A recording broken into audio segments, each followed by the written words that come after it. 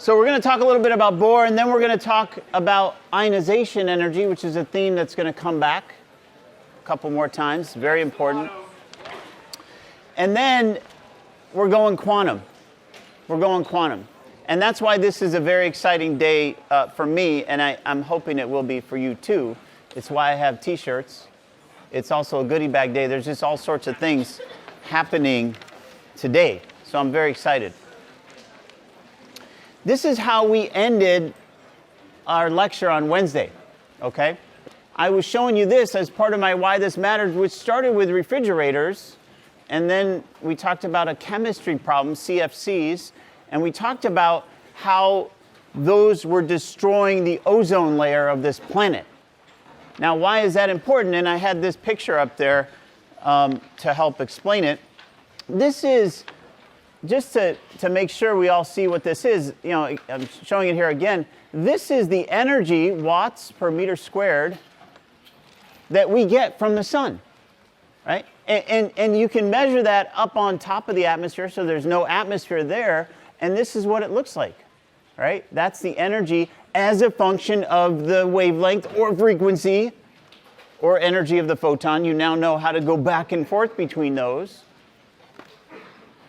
But see, on the planet here, once you have the atmosphere, you get a different spectrum. And the reason is, and it's shown here, that some of the molecules in the atmosphere are absorbing parts of that spectrum. So what we see on the planet is different, right? And we talk about this in terms of why this matters, and how ozone, you know, so you say, well, I mentioned, oh, if we could only see out here, right, the visible is here. That's the visible. Okay, there's the frequencies of the visible. But what if it were here? The planet would be totally dark because no light would get through the absorption that happens from those molecules. On the other hand, over here, we've got ozone that's protecting us. It is absorbing light in the higher frequency, which means lower wavelength. That's the UV. And that's why that was such an important problem, is to not destroy those precious ozone molecules. Okay? So I want to make sure that we understood this in terms of energy transitions, because how do these things absorb light? Well, they do just what we said, which is they take the energy from a kind of light, and an electron then takes that energy, absorbs it to be excited. And it goes from one energy level to another, right? We did that in terms of the Bohr levels, so I want to do that. And that is what you have right here, right? You have a way to see that visible spectrum. So we'll talk about that as well. Oh, we'll talk about it right now because I have a slide on it. So you have what is known as a spectroscope, or the most powerful way to see light ever designed. And if you look through this, okay, don't look at the UV, please. Don't look at the sun with this. Please don't do that. But we gave you light sources to look at, like that, right? Or you can look at that. Or you can look at like things around you with it. And what are you seeing? You're seeing this. You're seeing the spectrum in the visible. You're seeing it in this part. Okay? But from this, you are also, what you are seeing are literally electron transitions. You are literally seeing, and that's what I want you to think about. That's why I wanted you to have this power. This power, which means responsibility, as we know. But now you can not only see light, you can see electron transitions. I want you to think about that as you're seeing light, right? And I want you to think about it in terms of what we learned on Wednesday, which is Bohr, right? And so let's just put that here. Okay, so we had Bohr, and in the Bohr model, we said the energy is going to be quantized, minus 13.6 electron volts times the atomic number squared divided by n squared, right? And so like for hydrogen, for example, this is equal to minus 13.6 EV, right? Because Z is 1 over n squared. So that was our, for hydrogen, Z equals 1. All right, and so that's one, and that's it. But n is equal to 1, 2, 3, etc. It's quantized, right? This was the whole kind of discussion and theme of Wednesday's lecture, and that got us to these levels, these Bohr levels, which are places where, energetic places, energies of the electron, right? So we'd have these levels that kept on going until you're at somehow, right? So if this is energy, right? And this would be like n equals 1, n equals 2. These are the energies, right? Right there, I'm just plugging in. And this would be like n equals infinity. So the energy here would be 0. And for the hydrogen atom, the energy here would be minus 13.6 electron volts, right? If that's hydrogen. So this is, now I'm leaving this here. I want to use this. That's why I'm putting it back up, okay? Because look, now you can use this to start understanding light. So you use this and you look at light sources and you can start thinking about things in terms of energy transitions. So let's take a look. So what if I just look at some light sources, right? Okay, so that's what you see. That's like the sun, right? So that's daylight. And now we're getting into the mode of seeing light like this, right? It's an intensity, salute, versus wavelength, right? And there you go. And now if you look at sort of an incandescent light bulb, right? It'll look something like this. So it's warm. There's a little more red, right? You can't get up to the sun's temperature, but you can get pretty hot. So you see this nice kind of looking spectrum. And oh, here's a halogen, right? That looks kind of closer maybe. Look at what happens when we go fluorescent. Ah, look at that. Why does fluorescent light give us headaches? Well, that might be other reasons, but look at this spectrum. That doesn't look like that. That's why we all have so much trouble with fluorescent. And here's LEDs, and you can buy your cool white LEDs and your warm white LEDs, but look, they're still not, they're not that, right? There's been a lot of work on this. Can we get this to be that, right? And so now we are armed with great power. And so you can look at things and say, oh, I see that it has this large peak because I'm looking at a fluorescent light within, and I see that it's got this stronger peak in the blue. Maybe I could just absorb a little of that. What if I came up with a coating, all right, that I could put on that cool LED bulb to make it just a little bit more look like that? Well, now we know how to, we might be able to use Bohr to do this, right? Because what if, so I said, okay, the wavelength of that is around 450. So if the wavelength is 450 nanometers, then I know, remember we did this waves, right? Light waves. We can go back and forth between frequency. Hello, how's it going? All right, welcome to class. And energy. Energy equals hc over lambda. Oh, Planck, thank you. And this is roughly 2.75 electron volts for that wavelength. 2.75 electron volts, right? Okay, well, but see now, but I want to absorb some of those photons. I'll pose a problem. What if I have an atom? So question, right? So I have an atom that has an n equal 4 to n equal 5 transition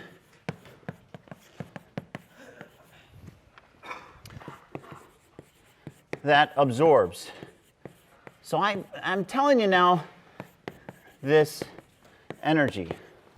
So I'm telling you now, I've got some atom, and I know there's a transition in it.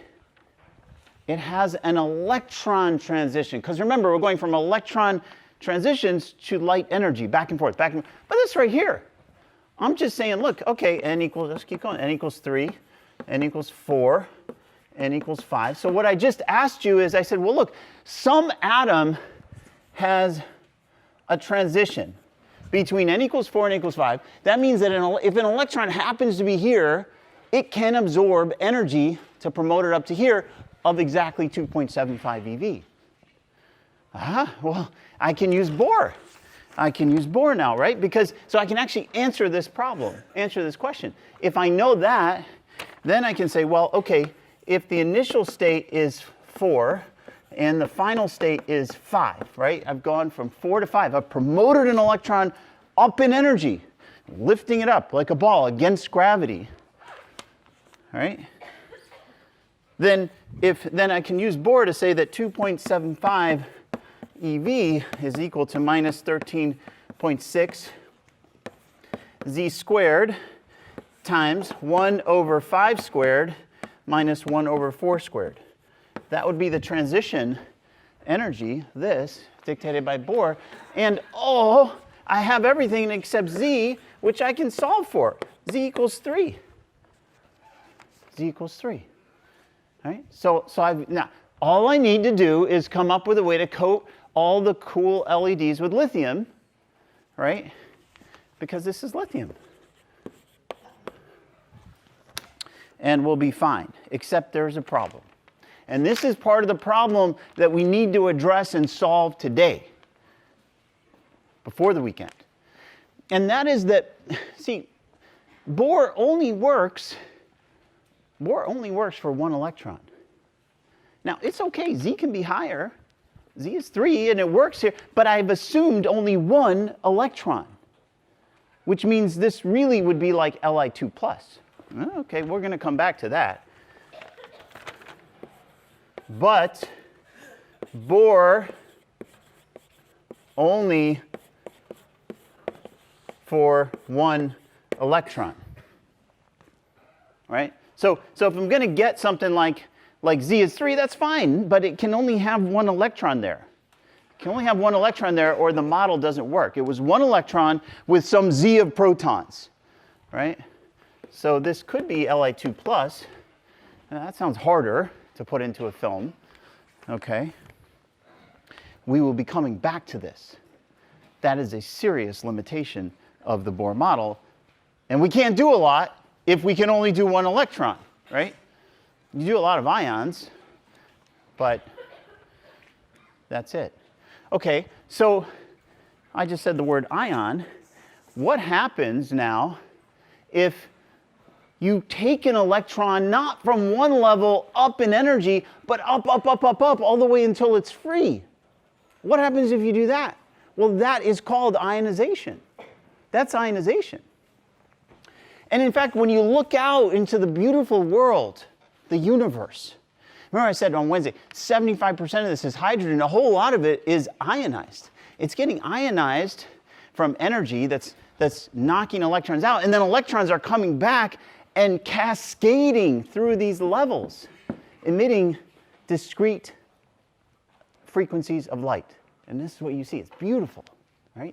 What you're looking at is ionized hydrogen getting electrons coming in and cascading through the Bohr levels, right? But what does ionized hydrogen mean, right? Okay, we can now understand it.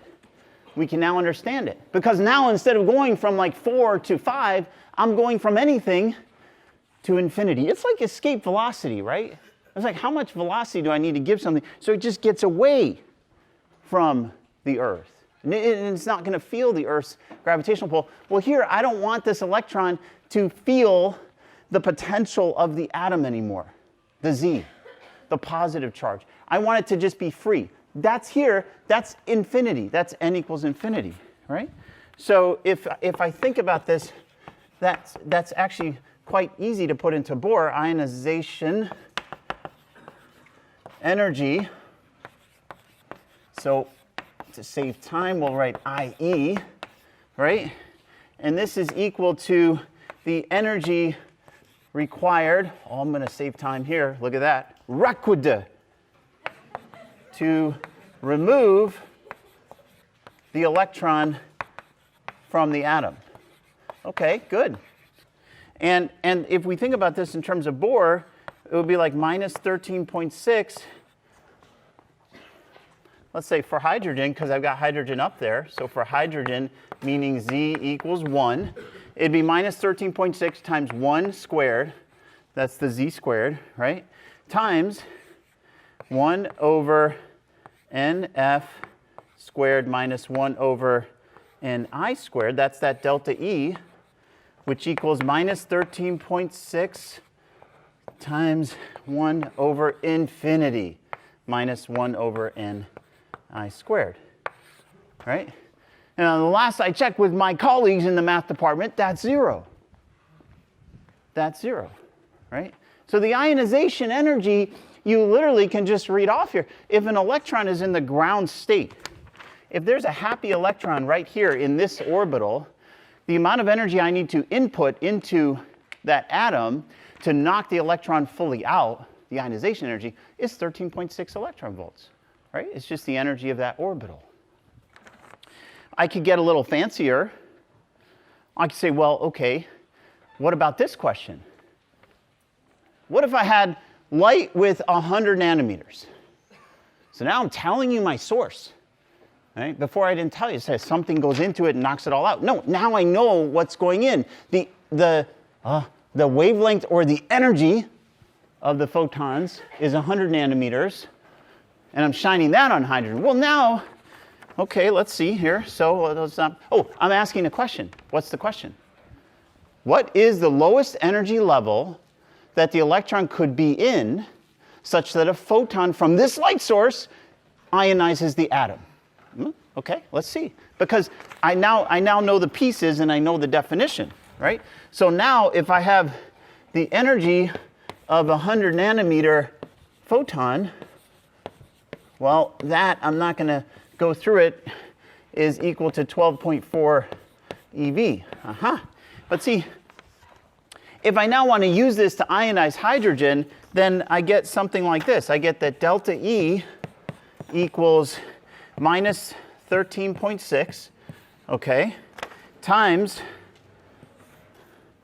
1 over infinity squared. Okay, fine, we'll keep that for a sec. Minus 1 over Ni squared, right? This is how much delta I need to ionize from any given place, any given energy level, Ni, right? Okay, but I have 12. So what if I set this equal to 12? Right? If I set this equal to 12.4, that's what I have. Then what I get is Ni equals 1.05. Okay, good. That's my answer. No! Panic! Everybody should be panicking. No! That can't be my answer. I can't have something that's not an integer because I set it over there that n is a quantum number. 1, 2, 3. Nothing is allowed in between. So what you can see is that I got so close. I almost had enough energy to get n to be 1, but I don't. So I cannot use this light to ionize an electron in n equals 1. I can't. But I could use it to ionize an electron in n equals 2. Right? Because there, if n is 2, well then I've got actually plenty of energy, right? So cannot ionize from Ni equals 1, but Ni equals 2 is okay. Right? So that's the outcome of this. Now, I could also use that same 12.4 eV photon to ionize from n equals 3 or 4 or any of these, but I can't get to 1. And there's one other concept that's important because look, I gave it 12.4 EV. What did I actually need? Well, I mean, you can even see it here. You can just, you know what these levels are from the Bohr model. Here, this is 13.6. This is minus 3.4. Okay, that's telling me this is definitely not drawn to scale, but still, you get the point. 3.4. And I just said, well, I could probably get it out at 3.4, and I can because I've got 12.4. And so if I did this, so if Ni equals 2, then I would have excess energy. Excess energy would be 9 electron volts. And that is kinetic, right? So I've shot this thing out of the atom with light that's got way more energy than I needed to ionize it, but that energy it's still in the electron. I transferred that photon energy to the electron energy. And so that is going to be in the kinetic energy of the electron that's now free. the electron free. I should have said free electron, right? Excess kinetic energy comes after ionizing it, right? So these things are the things we can do with Bohr. So I wanted to kind of, take what we learned Wednesday and apply it to a few problems and go back and forth with this idea of photon energy to Bohr level changes. And that's what I want you to do in this week's goodie bag as well.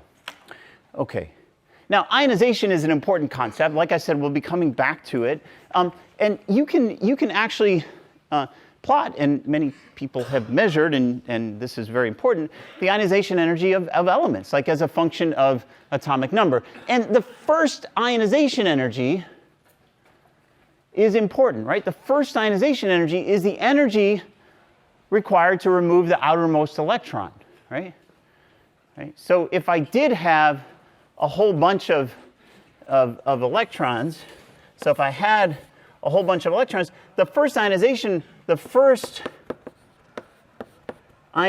energy is the energy required to remove the outermost one.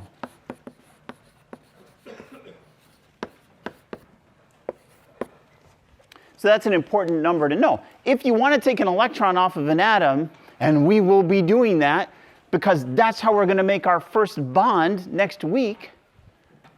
If you want to take an electron off an atom, this is one of the first things you ask. How much energy does it take? Right? How much energy does it take? So that's an important concept that we'll be coming back to. Now, okay, I alluded to the fact that we needed a new theory. I already alluded to that, and I said that's where we're going today. The Bohr model works for one electron, as I said. Right? That means it's good for hydrogen. Oh, we just ionized hydrogen, and that was a lot of fun.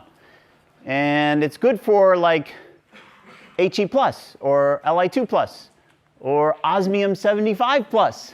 Yeah, that's real. But what about 2 electrons? What about 2? Just 2. Forget about 10, 20, 30. 2. The Bohr model can't do it. It doesn't work for anything more than 1 electron. It was derived for 1 electron, and that's where it stays. So we're at this point now. This is the picture I started to draw this week on Monday. And we're at a point where we need something deeper. And some of the work that went into this was really critical.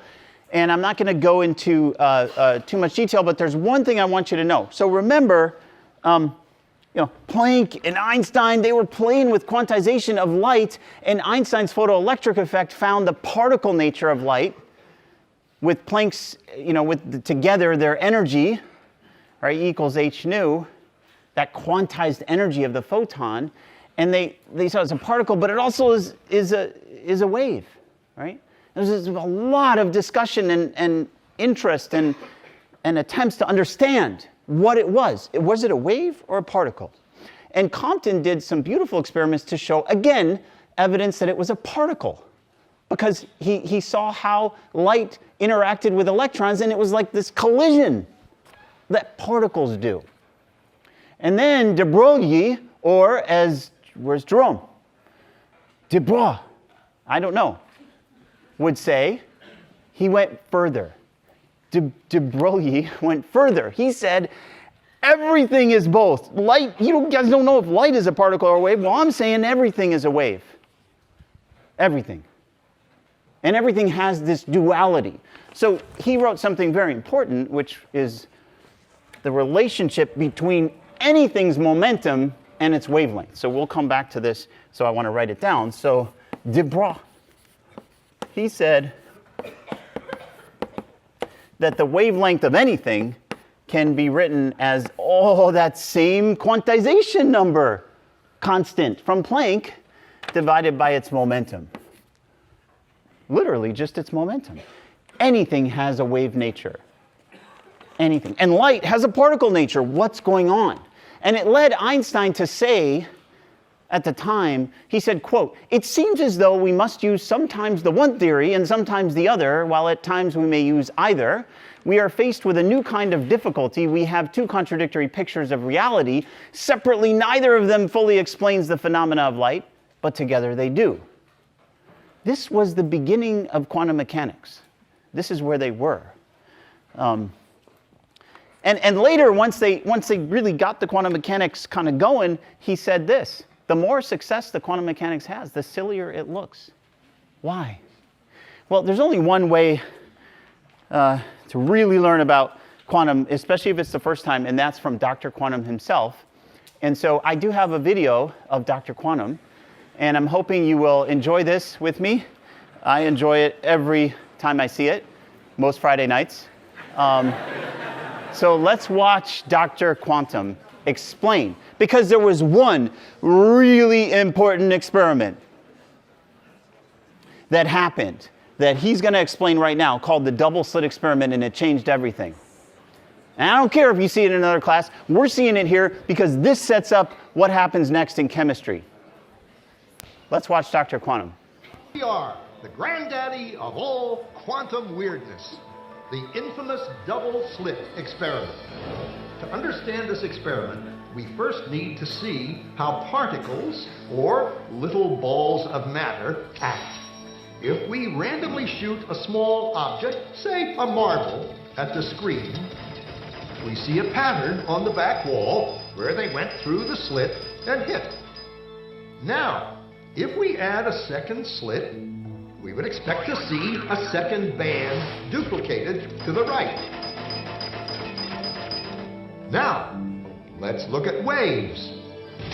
The waves hit the slit and radiate out, striking the back wall with the most intensity directly in line with the slit. The line of brightness on the back screen shows that intensity.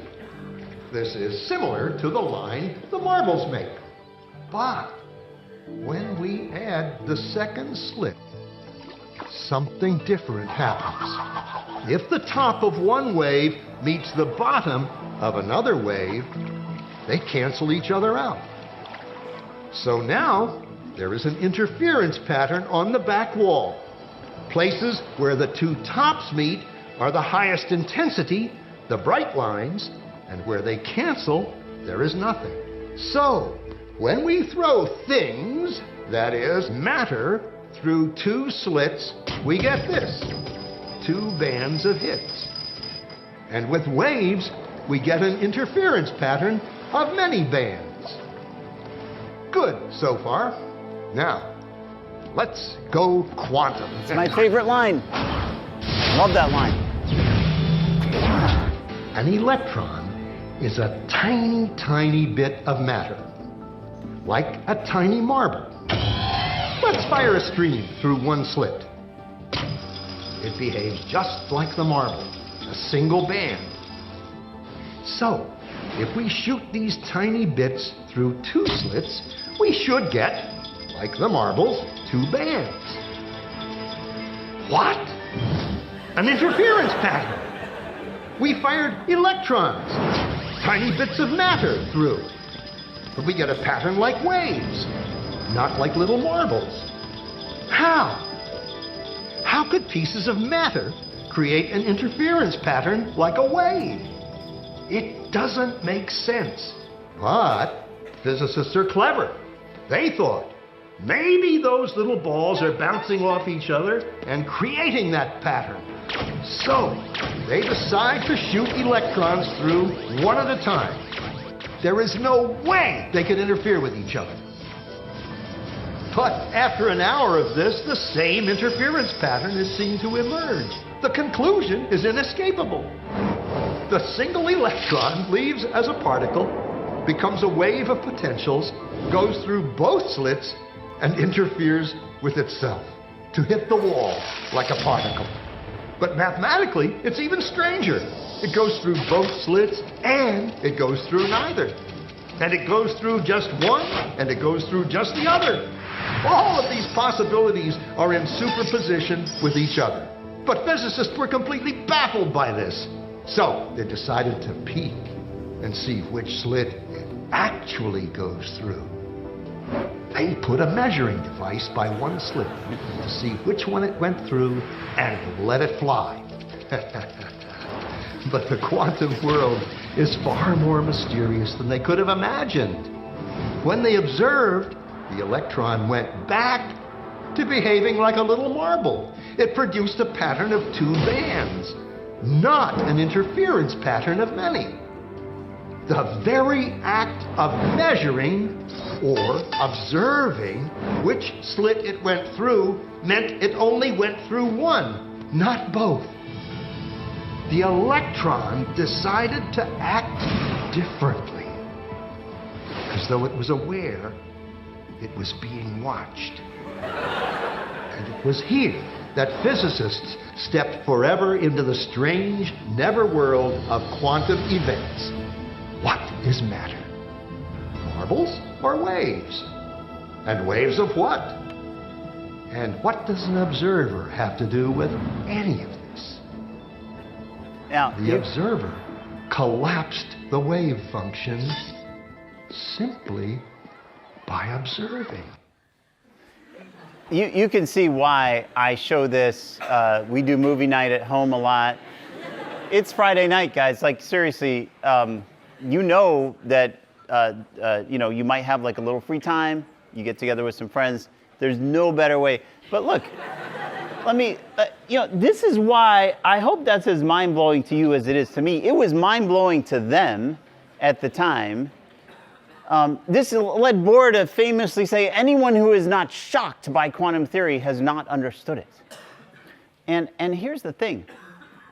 There's, there are some things in life where you can ask questions and you can understand them. You can answer them. I can ask the question, or somebody might say, why do I wear a t-shirt under a sport coat? That's weird. Stylistically. I mean, stylistically, and I say, well, okay, here's the answer, because I put, comfort over stylistic norms, whatever. That's an answer. I could ask a harder question. Why did Justin and Selena break up? Because Jelena was totally #couple goals.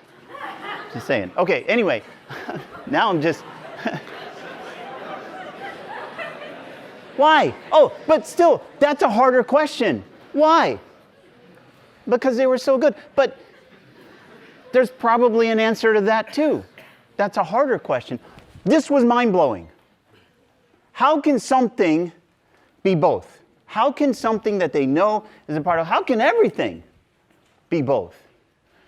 This was really difficult to answer. And in fact, the real answer came with a mathematical solution, which we'll learn next, but not quite understanding. We still don't really understand quantum mechanics, even after 100 years. We don't. So this is just, I think, a beautiful part of our story, of our detective story. And just to show, like, people are still working on this, right? How much quantum can we see? How much quantum can we see? Well, look, here's somebody who, about 15 years ago, and this published in this paper, a little more, almost 20 now, they actually forget about electrons, those are teeny tiny things. This is a whole group of 60 carbon atoms. That's called a fullerene. And they shot this through, they did the double slit experiment with this, and they showed that with the grating, right, without, you get the single peak, just like we saw, and with, you get interference. You get interference. So they were able to show all the way up to a large molecule, 60 carbon atoms, that these things are still, they have wavelength. They have these incredibly strange properties that you just saw in the double slit experiment. Everything has this duality, this duality between waves and particles. Now, okay, we need a new model, right? Bohr can only do one electron, and meanwhile, there's all this stuff going on at the time, showing that you need a new theory. How do we explain waves? And to kind of put a little bit more of the nail in the coffin for Bohr, you had Heisenberg. So I'll just write this on the board before I go to my why this matters. And what Heisenberg said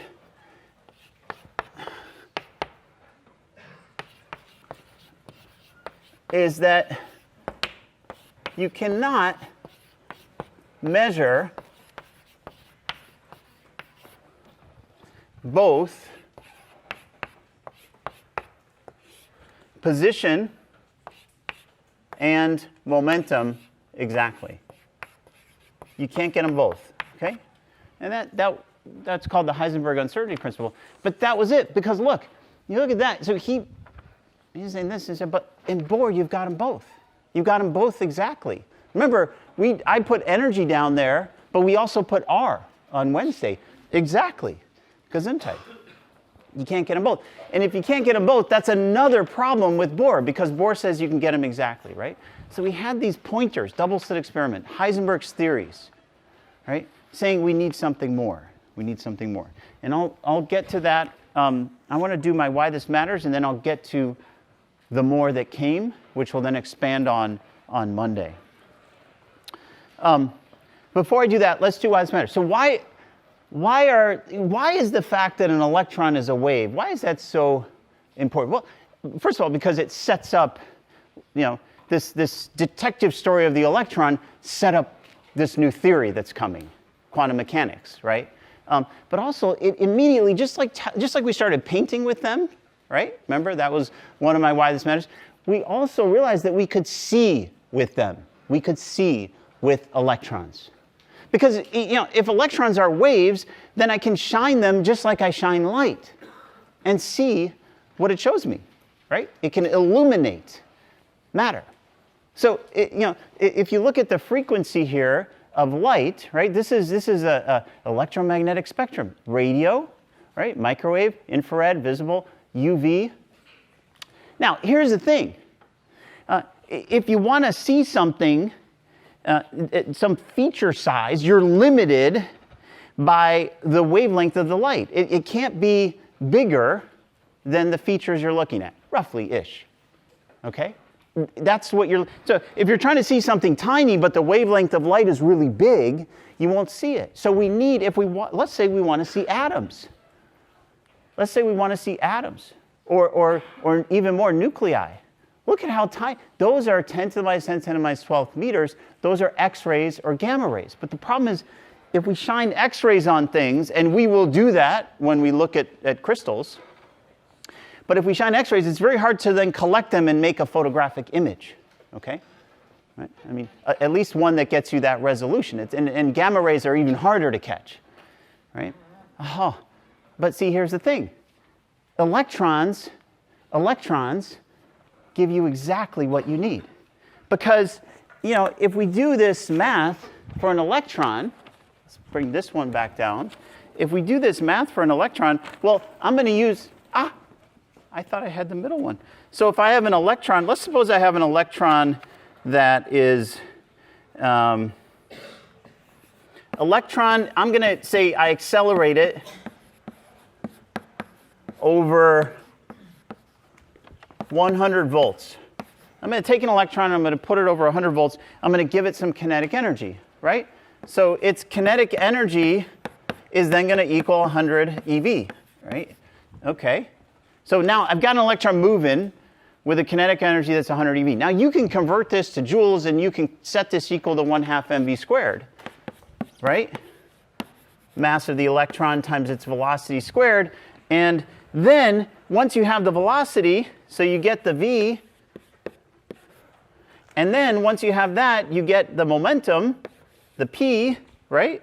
And then once you have that, you get the wavelength, right? So I can go now from like something that's easy to do, 100 volts is a lot, but in a lab, safe, not in your dorm, you could apply 100 volts to an electron, get it going at this speed, and once you know the speed, you know the momentum, and if you know mv, then you know its wavelength, and that, in that case, from this relationship, you would get that it's about 0.12 nanometers. But look at this. The wavelength of a simply accelerated electron is right where I need it. It's right where I need it. It's an angstrom, right? So now I think if I take advantage of the wavelengths of the wave nature of electrons and I shine them on materials, then I can see materials that way, and I can see them at that scale. And we do that all the time in many, many different areas of technology and of research today. we use electrons to image. In fact, the best images you can get are made with electrons, right? Here's an example of using scanning, what's called a scanning electron microscope. Right? So you see a butterfly, but you want to really see a butterfly. Or we can go even further. And instead of just drawing pictures of these beautiful materials made of carbon, those are called nanotubes. This is called graphene. Gesundheit. It's a single sheet of carbon atoms. 1 atom thick material. Notice with these materials, every single atom is a surface atom. That's pretty cool. They also have lots of other cool properties, and I'll give you examples throughout, in other lectures of how these kinds of materials can be used.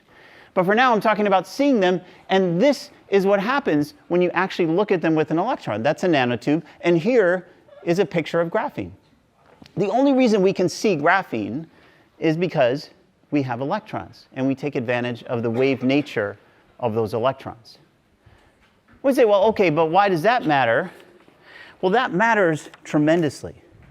Because one of the first experiments that really did what Richard Feynman wanted. Richard Feynman predicted the field of nanotechnology 50 years ago. He gave a famous speech at Caltech called "There's Plenty of Room at the Bottom." He's also an amazing teacher, and he taught actually the double slit experiment. I highly recommend you Googling that lecture. And he said that, someday you can put the atom where you want, right? And the first time that was done was in 1989 by IBM. They had 35 xenon atoms, they moved them around. But the point is, you couldn't realize nanotechnology, you couldn't realize the ability to actually move atoms if you can't see them, right? And so this, the ability to see what you were doing changed everything. It changed everything. And nature had been doing this, and I love these examples. So, nature has been doing nanotech for a long time, right? So you have the inner ear of the frog. It's a cantilever that is sensitive to a few nanometers of movement. The frog can actually hear that. You've got features in the ant's eye. I love the silk moth. The male silk moth has a single molecule detection system on board that can sense a single molecule of pheromone. It can detect a female silk moth 2 miles away. 2 miles away. We have nothing like that.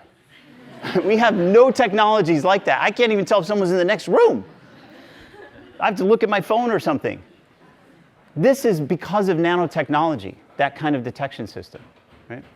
But it was the ability to see atoms and molecules with electrons that kind of blew open this entire field, right? And it's made it so that we can now try, at least, to rival nature. Here's one example. You're not just seeing graphene, but check this out. You're seeing a single atom of graphene, and you're seeing what happens under a certain kind of irradiation.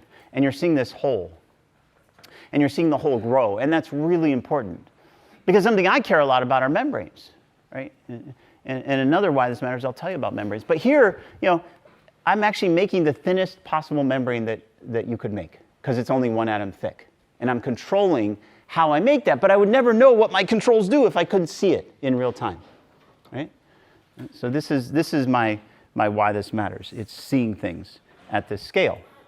Okay, so there's Heisenberg, right? So at every moment, the electron has only inaccurate position and inaccurate velocity. This was, again, saying, Bohr, you got to think harder. And we had all of these experiments showing the particle wave duality of nature and of atoms. And so the question then became, all of these pointers from all these different places, the question became, how do we describe this wave nature of matter? How do we describe an electron as a wave? And I like this because not only do I think if Schrodinger had a swimming pool, this is what he would do with it. But also I thought maybe this would be cool for like an MIT kind of swim test thing in the future, because you can see what happens. I want to do this experiment. But this looks really fun. They're making waves. They're literally making waves, right? And so the question now, look at that. See, but the question is, how do you describe it? Well, there are wave equations. There are wave equations that we know about that relate the position of a wave to its time change and velocity, right? And the thing is, this is it. This is how we need to describe an electron. Now, think about it for a second. An electron, by the way, it just occurred to me that you should take this on that same date, because if they don't have real candles and they only have these, you should have this handy because you might need to pull it out and see what kind of LED they gave you. What does it look like? Anyway, okay, that was a side point. Bohr says electrons can only be in certain places. Well, that's mind-blowing because, but by the way, think about that. An electron can only be here or here. Oh, and by the way, it can transition between them, but it can never be between them. Did anyone catch that? What's up with that? It can't be between them. I am telling you that, but it can transition. Where did it go?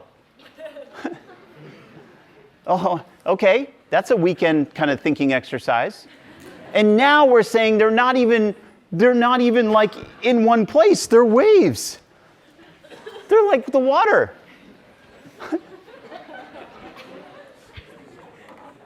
That's crazy. That really was at the time they thought, how is this possible, right?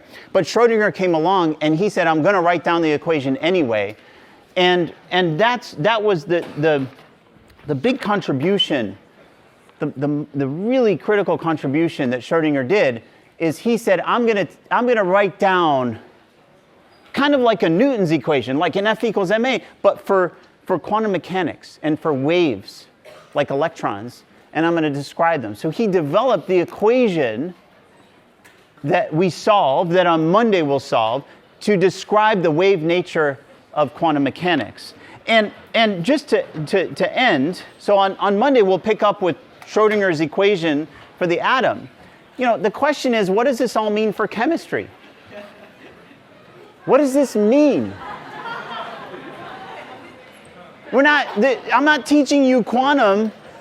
I'm not teaching you quantum just so you know quantum in isolation. I'm telling you about it because it completely revolutionized chemistry. And that is where we will answer that question on Monday. Have a really good weekend.